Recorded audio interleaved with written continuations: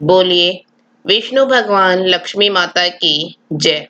मैं आप सभी को ये बताना चाहती हूँ कि हमारे दो चैनल और भी हैं, मधुर भजन और आरती के लिए मन राखियो और डेली जनरल नॉलेज के क्वेश्चंस के लिए लर्निंग बाय डूइंग। इन दोनों के लिंक डिस्क्रिप्शन बॉक्स में दे दिए हैं, एक बार आप जाकर देखिएगा जरूर।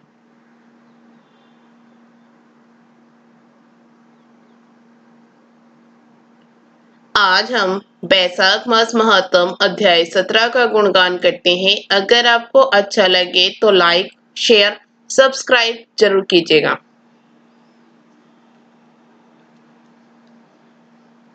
श्रुति कीर्ति बोले, हे मुनिवर, मैंने बैसाख के फलदायक सब धर्म सुने, परंतु सुनते सुनते अभी मेरी तृप्ति नहीं होती है। अतएव भुक्ति मुक्ति के दाता विष्णु भगवान को प्रसन्न करने वाले दिव्य धर्मों का वर्णन करिए। राजा के इन वचनों को सुन अति प्रसन्न हो श्रुतदेव बोले, हे राजन, मैं पाप को नष्ट करने वाली एक कथा फिर कहता हूँ। तू चित लगाकर सुन। यह है बैसाख के धर्म संबंधी मुनियों द्वारा प्रसिद्ध है। पंपा तीर पर एक शंख नाम का महायशस्वी ब्राह्मण सिंह के बृहस्पति में गोदावरी नदी के किनारे आया और भीमरथी के पार कंटक युक्त और पहाड़ी वन में गया, जहां न कोई मनुष्य था न जल ही था। ऐसे बैसाख के ताप से कठिन मध्याह्न के समय वह ब्राह्मण वृक्ष की छाया में बैठ गया।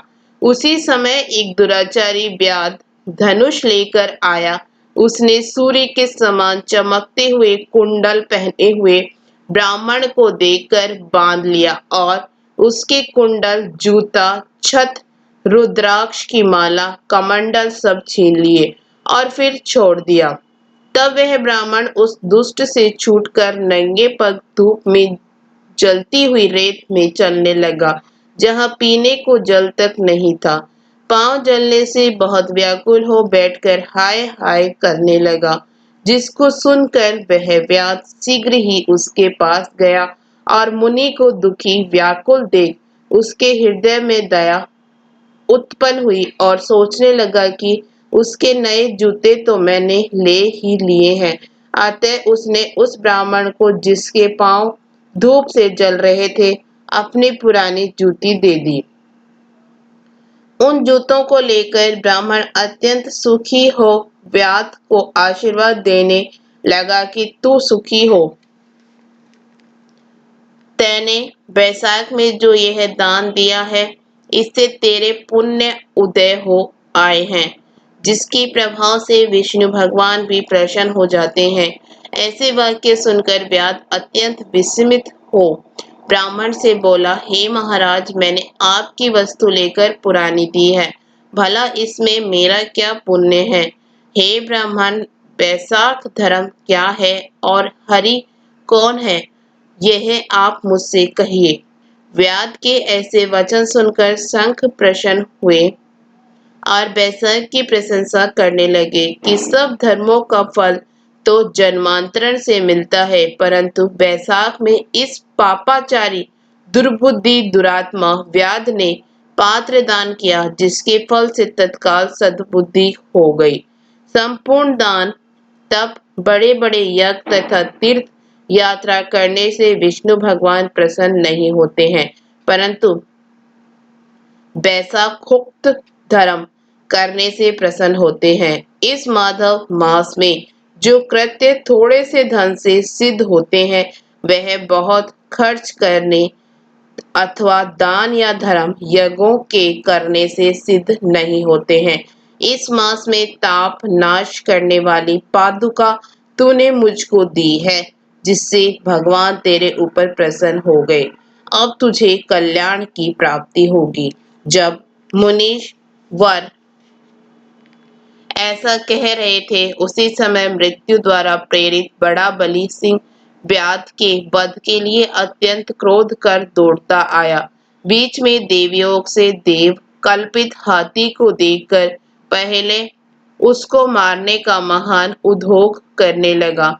उस वन में उन दोनों सिंह और हाथियों का ऐसा संग्राम हुआ कि दोनों थक कर गिर पड़े और दोनों एक दूसरे को देखते पड़े रहे। और इधर जो कथा मुनीश्वर ने व्याध को सुनाई देवयोग से, उन दोनों ने भी वही कथा सुन ली, जिसके सुनने से इनके शरीर निर्मल हो गए और सब पापों से छूट तत्काल पशु योनि त्याग कर स्वर्ग जाने को तैयार हुए। वे दोनों सिर झुका हाथ जोड़े खड़े हुए। फिर धर्मोपदेशक मुनिवर मार्ग में व्याध के निर्मित उन्हें देख विस्मित हो पूछने लगे, तुम कौन हो? तुम्हारा जन्म दुष्ट योनि में क्यों हुआ? अकारण ही वन में एक दूसरे को मारने को क्यों उद्यत हुए? तुम्हारी मृत्यु कैसे हुई है? हे निष्पापों, सब कथा विस्तार पूर्वक मुझसे कहो।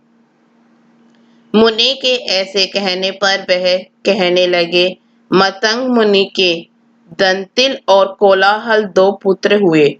शाप दोष से उनके ये नाम हुए। एक दिन हमसे हमारे पिता मतंग ब्रह्मर्षि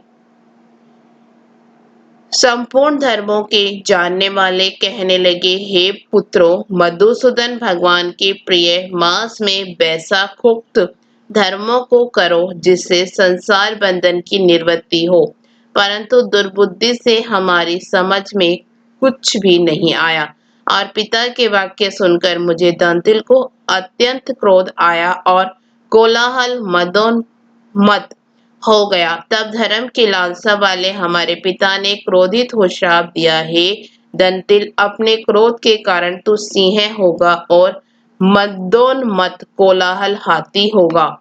तब हम बहुत दुखी होकर शाप निवृत्ति के लिए प्रार्थना करने लगे। तब पिता ने शाप मोक्ष का उपाय बताया कि तुम दोनों पशु योनि पाकर थोड़े दिन पीछे एक दूसरे को मारने को उद्यत होगे। उसी समय व्याध और शंकर के वैशाख धर्म विषयक संवाद देव योग से तुम्हारे कानों में जाएगा। तब तत्क्षण तुम्हारी मुक्ति हो जाएगी और शाप से छूट पूर्ण रूप धारण कर मेरे पास निवास करोगे। पिता के इस शाप से हमको पशु योनि मिली और अब जो कुछ हुआ सो आपने देखा। देवयोग से हम दोनों यहाँ चले आए और आपका दिव्य संवाद सुना। उसी के प्रभाव से तत्काल मुक्ति हो गई। यह कथा कह दोनों मुनीश्वरों को नमस्कार कर मुझसे आज्ञा मांग अपने पिता के पास चले गए। सो सब कथा दयानिधि मुनि ने व्याध को सुनाई। देखो वैशाख का कैसा महत्म्य है। जब मुनि ने इस प्रकार कहा तब व्याध अपने शस्त्र फेंक कृपालु निष्पह प्रबल बुद्धि ऋषि से कहने लगा। इसके साथ ही 17वां अध्याय समाप्त हुआ।